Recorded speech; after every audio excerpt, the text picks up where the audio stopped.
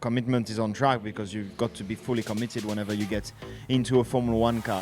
Box, box, box. Box, box, box, box. Hi, I'm Talking Tire. Every episode, 3 guests in the box to break down what's soft, medium, and hard. Let's check it out. Welcome to Box, Box, Box, a quick pit stop into the world of Formula One. Episode 3 is about commitment, and you're going to hear from a driver who's won at Monaco and Monza in a Ferrari. You're also going to hear from the boss of Pirelli's many racing programs around the world. But first, let's hear from the president of the governing body. Box, box, box. Next to pit, we have the president of the FIA, Mohammed Ben Sulayem. Mohammed, how are you? It's lovely to see you. I'm good. Good. Now, this episode is all about commitment. Yes. And you are a 14-time Middle East rally champion. I wanted to ask, first of all, how much commitment did it take from you to achieve that level of success? And, you live it. I mean, you go to sleep thinking about it, how to improve even your angle in one bend. And when you're talking about a 3 days rally, and then you're talking about 300 kilometers of stages plus, imagine to memorize all of this in your mind and then to bring it back at the right time. You know, seriously, I mean, every single bend, every single ditch, rocks on the side, and you have to have a marker and your braking points. If you don't do it, you either break your car and have an accident or slow. So the commitment also comes also in a good communication with the team. You know, if you're talking about how to set your car and the stage is different and then the temperature. I mean, Tom, I remember in rallying in the Middle East, it was 75 centigrade inside your car. And then you say, what do I do? Did you have aircon? No, Okay. at that time, with a helmet and an overall. So you talk to yourself, you only have 2 choices, to go the front or go home. No, I'm not going home. And you know, when you think psychologically and say, is this sun on top of me? No, it's with the rest of the drivers. So, I mean, there's so much to do with commitment. And commitment doesn't come in your only giving your time or your physical power, but also your mental. When did you start competing? At what age? 22. But that was officially. But if you tell me unofficially, I loved cars. I had 2 choices, to go to cars or football.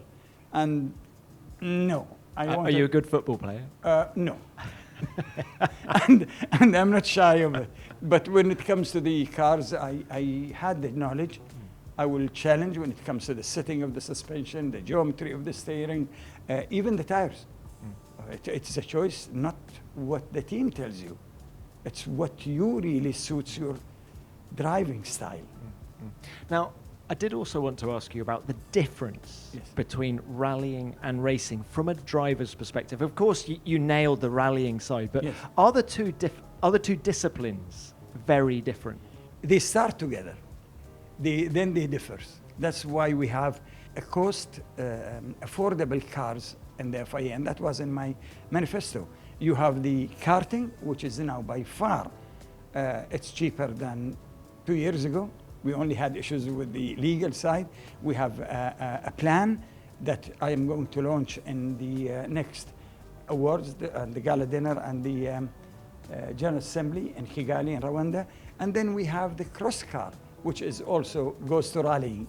So, but then your fitness, it has the same foundations, but the way of driving is absolutely different. I mean, you do not have a 300, 400 kilometers of racing, and then it's spread into 2 to 3 days, where racing is like, in a way, it's a sprint, but it's not a sprint. It takes also a different way of commitment. Where did you get your inspiration from for driving? Who were your heroes when you were a boy? Okay, it started with no one. I just loved speed. Oh my God, I just loved it. And you know what? I didn't, actually nobody taught me how to drive. I watched the driver of my father, because he was in the government. I watched his legs going and then I started, and then I actually took the car when everybody was asleep. And I will call it borrowing. You know, borrowing the car, and then, but then inspired by, yes, the people who were, I mean, there is no doubt that who we talk about legendary drivers were the Scandinavians, and definitely was the Finns, flying Finns, and they were incredibly. I mean, Henry Toivonen was one of them, God bless his soul, and then of course you have Walter Roll, who's still committed. So many names on rallying. Well, let's get back to the commitment theme now, which is, let's talk about the presidency. Yes. Tell us about the commitment it requires from you personally to do the job. Honestly, Tom, I only have my family and the FIA. Nothing else. And you can't have a commitment in the FIA without having to be a leader also. Presidency, anybody. If you win the election by 50, +1, you are a president of the FIA, but you have to lead, and you have to have the guts also to make the right decision. And I don't say I make all the time the right decision. No, if I make a mistake, which I am normally, I do, correct it straight away and don't hesitate. Just raise your hand and correct it. One of the things that astounds me about what you do is the travel involved, because you've got sport, you've got mobility. Yes. I mean, how many days a year are you on the road? I actually don't know, as tell you the truth, but I do not go randomly, Tom. There is also a plan that we have. When there is a Congress of Mobility or Sport, we do not do it anymore separation. No, we do it together. Harmonizing the sport and mobility is good for the FIA. If you look at the sport, we have so many championships. It's not only Formula 1, Formula 2, Formula 3, and Formula 4. Then you have the WRC, you have the WRX, you have Formula E, you have so many. And then the raid rallies, which are the R2, which is the championship of off-road. But more than that is harmonizing the 18 million motorists in mobility with all of what goes in the innovation with the sport. This is the best when it comes to the clubs. So you gather them in one place. There is a Congress. I go there. I meet everyone, listen to them, and we have a plan. Commitment. We love the word. Now, look, couple more topics, if we may. Time flies. You're 3/4 of the way through the first term. Yes. What is your proudest achievement so far? The fairness of having the FIA back, repositioning the FIA, reforming the FIA, and making the members happy. Members, it's all about the members, really. Okay, let's throw it forward now. And with your Formula 1 hat on, Yes. what are you most excited about when we look forward in Formula 1? Sustainability and making the cars more exciting. You can't just say, oh, it's about the speed. No, sport is not anymore what it used to be. Motorsport is a big part of the sport. So what do you need is the excitement, entertainment, spirit of the sport, and business. Do you know what? And passion. Your passion for the sport really comes through talking to you. The passion is, I don't talk about it because it is built in. I wouldn't do it. People ask me, I won't do it for any other reason. People say, why are you doing this to yourself? I know it's very hard to make them understand. Why? I just try to explain. But truly, as you said, I am passionate about it. I feel now, after 2 years and 8 months, the promoters starting understanding, and the teams, what is the FIA. And one thing I would say, even our own staff and officials didn't know. Very simple question. What's the mission of the FIA? And not a lot of people understood or can answer it. But it is, of course, promoting sport. It is growing sport, but it's also about fairness. Well, look, we talk about your passion, and I think that's a lovely segue into this final question. Yes. Can I ask you to click your fingers? Because if you do that above the tyre, something amazing is going to happen. Yeah, but before I talk about Pirelli. I lived with Pirelli for a long time. Have you won championships? Oh, yes, with Pirelli. And you know what? I'll be said. I had a car, a two-wheel drive car. My God, it used a lot of tires. And when you go on a abrasive surface, I remember, and it was in Qatar, very rough surface. And that is where you are not handicapped with a four-wheel drive that much. And the amount of tires, we had G1, G2, G3, which is soft, and then going harder and harder. And then we consumed nearly 110 tires in 3 days of driving and about 12 days of practice or 10 days. That's a lot. And then you have to understand, okay, I'm using this one, but then if you use soft tires, you have to have the sidewall protected because of the stones. And if you go harder, you lose traction. It's just the way, your way of driving, your style. And I won so many championships on Pirelli. That's a great story. Yeah, it Now is look, true. how about clicking those fingers? Okay, hitting it or Oh, just... click. Can you do okay, that? like this? Yeah. No, you did click it, so it's No, but it sensible needs- to me. That's a big click. Here's Tire question. What kind of personality are you? Soft, medium, hard? Hard when it's needed, soft when it's needed. No medium. Well said. Look, thank you very much for your Thank time. It's you. been great to have you on the show. Thank you very much, Tom. Thank you. Thank you.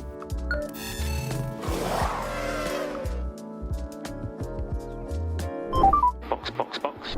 Now, Pirelli has been Formula One's sole tyre supplier since 2011, and they recently extended their commitment to the sport. So let's hear now from Pirelli's Director of Motorsport. Box, box, box. Time for another pit stop, and we have Pirelli's Director of Motorsport, Mario Isola, with us now. Mario, how are you? I'm fine, thank you, Tom. Well, look, it's great to have you on the show. Can we start by talking like big picture stuff, Pirelli? You've been the sole tyre supplier in Formula One since 2011. How has our experience in Formula One improved the breed that we drive on the road? In a lot of areas, I would say, because starting from the material that we have developed for Formula One tires to the virtual models, that is another important topic. We had the possibility to, thanks to Formula One, to improve our product. We are now developing our road tires using the same virtual model we developed for Formula One, and thanks to Formula One and thanks to the telemetry data that a Formula One car has, it is possible to fine-tune this model, and once you have the technology in the company, you can use it for any product. Yeah, and you never unknow what you find out in Formula One, do you? But what about Formula One? What about Pirelli's commitment to Formula One? Talk to us about, I don't know, the number of tyres we bring. Actually, not only to Formula One, but there's F2, there's F3. Yeah, we have many support events. When we have all the support events, we take more than 3,000 tires per weekend. It's 1,800 only for Formula One. Obviously, we have to follow the regulation and to provide all the tires that are in the regulation. So these are the numbers. 1,800, and then that's how many engineers managing those? We have one engineer that is allocated on each team, supporting the team, not in their choice, but in supplying data to make them able to take the right decision. Plus engineers that are coming from R&D, supporting one chief engineer, other support engineers for the other championships. And so it's quite a big team. We are talking about, when we have Formula 2 and Formula 3, of roughly 70 people. We are not very different from a Formula 1 team. A little bit less people, but not a lot. 70 people, 3,000 tyres. And of course, as Director of Motorsport, it doesn't stop here in this paddock for you, does it? I mean, how many championships is Pirelli involved with around the world? If we talk about car racing, we are talking about more than 230 championships. We are involved in all the continents, and the motorsport is a very important activity for Pirelli. We are heavily involved in GT racing, in many other single-seaters, of course, as well as a rally that is in our DNA since many years. Now, talking of DNA, you're a driver at heart. I can feel that, Mario, right? You actually joined Pirelli as a test driver. True, yeah. And you raced yourself. Yeah, I did 10 years with go-karts in different classes. Don't be modest. Not enough. Who did you race fast, against? but not enough to be a Formula One driver. That was my dream when I was a child, and then I realized that I had to find another way to be connected to motorsport. I believe that majority of the people that are in this environment are passionate about what they do, because obviously it takes you far from your family from your friends for more than 200 days per year and 25, 26 weekends. That means that we are all passionate. And as when I was a child, I wanted to be a driver. I still drive when it's possible, and when I have the opportunity, and I enjoy a lot driving. I want to ask you about that. I mean, what do you drive when you still have the opportunity? In the last few years, when I was involved in rally, I did some rallies, Rally Mexico, Rally China, a couple of rallies in Croatia. And when you're at home in Milan, you also drive an ambulance? When I am at home, one night per week, obviously when I'm traveling because of my job, I cannot guarantee this number of shifts. But I like to continue doing that. It's an activity that I like and I'm doing since many, many years. You have to pay attention driving an ambulance, especially when you have the alarms on. And thanks to my experience, I also try to create some training for other ambulance drivers, which we are doing at the moment with a group of people in my area. So I enjoy quite a lot, not just driving, but also trying to use my experience in a positive way for other people. And I think your passion and your experience in driving rubs off on everyone at Pirelli. Yes, passion is the driver for all our people, and it's really important to have this kind of approach when you work in this kind of environment. And Mario, Pirelli obviously supplies all 10 teams in Formula One. Yeah. Do you have a favorite? I shouldn't say that. All teams are equal. To be honest, being Italian, and I was a motorsport fan when I was a child, and obviously always supporting Ferrari. And my favorite driver, and the reason why I started to be passionate about motorsport was Gilles Villeneuve. And I remember that I was 10 years old and I was jumping on the sofa when I was watching the races with Gilles, doing crazy stuff, and I started to follow Formula One and follow other motorsport championships, and that was the reason of my passion. What an amazing driver. Well, look, we have one final thing for you to do, Mario. If you click your fingers above Taya, Yep. she's got a question for you, but you have to click your fingers. Click. Here's Tire question. What kind of personality are you? Soft, medium, hard? I'm hard. But it's not me saying that, but the people that work with me. Well, do you think it's important, to be, by hard, do you mean firm, as in firm in terms of what you're telling people? Yeah, it's important to achieve the targets that are quite demanding, especially in Formula One, to be very focused, very committed, and to pretend to reach the result. It's important for all the team, because if you don't have all the people that are focused in the same way and pushing in the same way, it's difficult to achieve these results. I like what you've done there. Mario, thank you for dropping by for the pit stop. Thank you.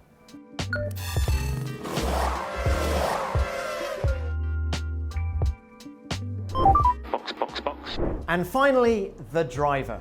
A man who's won at Monaco, who's won at Monza, and now really wants a world title. Box. Next into the box, it is Charles Leclerc. Charles, how are you? I'm very good, thank you. How are the ribs? Because I'm speaking to you just days after you've done a 42-hour kart race. I can't even imagine. No, the ribs are fine. Oh. No, it was really fun. I loved it. Was really cool. Was obviously for the association of Jules Bianchi, and we had a lot of fun. We won as well, so everything was great. A little bit tired on Monday and Tuesday, so I slept a lot before coming here, but now I'm fully recharged and fully ready to go. How many of those 42 hours did you do? Maybe around 8, something like this. Yeah, that's hard work. And the ribs are okay? The ribs are completely fine. Yes, they are. Now look, that race must have taken a lot of commitment from you, and that's what I want to talk to you about today. When I say the word commitment, what does it mean to you? Well, it means a lot, because to get to where I am today, it requires, yes, very supportive parents, also a little bit of luck, of talent and good results. but also a lot of commitment since the very first few years, where you understand that you want to do that when you are older. Already there's a certain kind of commitment, not only from my side, but from the people around me that believes in the project and that are willing for me to maybe miss a little bit of school sometimes to commit to something I love and in which they trust I'm good at.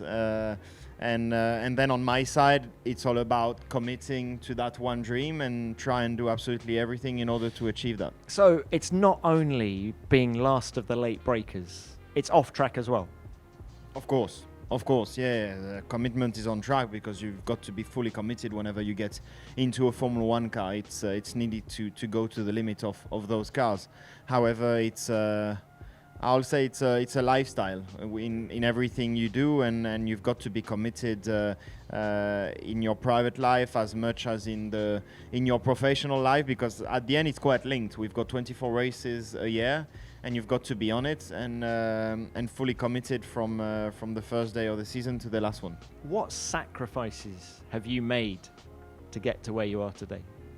This I've always said that I've never seen those as sacrifices. Maybe today I see them a bit more like sacrifices in Formula One, just the fact that I'm leaving home a lot more and I don't get to spend time with my family as much as I would like. But I've never seen those as sacrifices because I've always done what I've always loved. And my family have done quite a lot of sacrifices when I first started, because it requires quite a lot of money to start racing, and that meant for them a lot less holidays for me to be able to achieve what I do now today for a living, which is to be a Formula One driver. So they did a lot of sacrifices. However, on my side, it's always been pure pleasure, and they've always done everything for me to be happy. And you can bring the family with you now, right? And the dog, Leo. Exactly. I mean, it depends where I go. When I'm going to Singapore, I'm not going to bring Leo, but my mum will be there, and my girlfriend will be there, some friends will be there. So now I've got the luxury to be able to bring people that I love all around the world, which is super important. Now, you're a Ferrari driver, you're a Monaco Grand Prix winner, you're a Monza Grand Prix winner. What's next? A very easy answer. At the end, Monaco and Monza are the two races that made me dream more than others. Of course, you always dream of your first victory when you are a child in Formula One, and you don't think about any specific race, because only the fact of winning one Grand Prix is so special when you are so young. But then you get into Formula One. I got my first victory in Spa, and then you straight away think about what are the victories that you would like to achieve in your career, and there were only two really. It's Monza and Monaco, and I can luckily say now this year that I've won both in the same year as well. So it's a very special feeling. But now it doesn't matter where I win. I just want as many wins as possible, and just being able to have the World Championship. That's all that matters to me now. How big a challenge is the World Championship? Is it sort of everything you've done till now again to win the championship? Is it that much of a harder challenge? I wouldn't say so, because again, to get to Formula One, you don't only require talent and hard work, but you also need to have a bit of luck to find yourself in the right place at the right moment. And I felt like now luck is secondary, and it's not a point anymore. It's all about us, how well we are working as a team, and the job we are doing as a team in order to get to the World Championship. I feel like we are working well. However, it's a relative sport, and it all depends on how well the others are doing as well, and they are doing super well for now. So we've got a lot of hard work to do in the next few years, but I believe in it. As I said, when I signed again with Ferrari and renewed my contract, I love Ferrari so much, but I know that in order to give the best and to extract the best out of me, I need to believe in the project 100%, and I am sure that Ferrari is the next team that will be world champion. We've just got to keep working. We're talking about the future. Lewis Hamilton is joining you at Ferrari next year. How different is life going to be with him alongside you? Well, I don't know yet. He didn't join the team yet, but for sure it's going to be very special. We've always had a very special relationship with Carlos, and we have worked extremely well together. But looking forward, Lewis is obviously a 7 times world champion, the most successful driver in Formula 1 ever. So it's going to be a big challenge for me, but I'm really looking forward to it. On one side, I'll be able to learn from Lewis in the same car as him, which is great, but as well as trying to prove what I'm capable of in the same car as Lewis, and this is a big motivation for me. Now, look, when we talk about advice, I mean, I've heard you say in the past that Lewis doesn't need any advice, but I think he needs advice on one thing: the company cars that you get at Ferrari. What's the deal? The company cars are good, right? I think, I mean, he didn't have a Ferrari as a company car, but I think he's always loved Ferrari, so I think he knows the car already, and I'm pretty sure he owns one or two already, so he won't be. It won't be too new for him. But if he needs anything, I know everything about. But Charles, what is the deal? Can you drive any Ferrari you want? Well, I'm pretty sure that if I ask, I would like to drive this car, then Ferrari will make it happen. Yeah, so this is obviously very, very special. Whatever car, whichever year, yeah, Ferrari can make it happen. Lewis, you've got that to look forward to. Well, look, Charles, it's been great to have you on the show. Couple of things before you go. First up, a would you rather question. All right. Would you rather win Monza or Monaco? I've won Monza twice, so in order to equal everything, I've got to win Monaco again, so Monaco. And final thing, Charles, this is Taya. She's a good friend of ours. She's got a question for you if you just click your fingers above her. Here's Tyre question.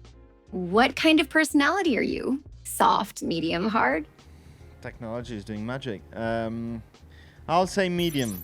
I can be very soft as a personality, or a bit tougher if I'm on track. So I'll choose medium. All right. Charles, thank you very much for coming on.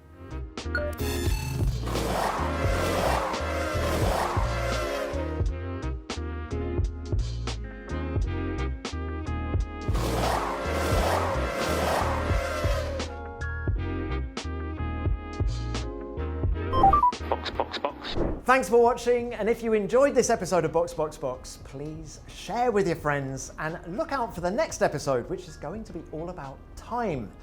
Bye for now.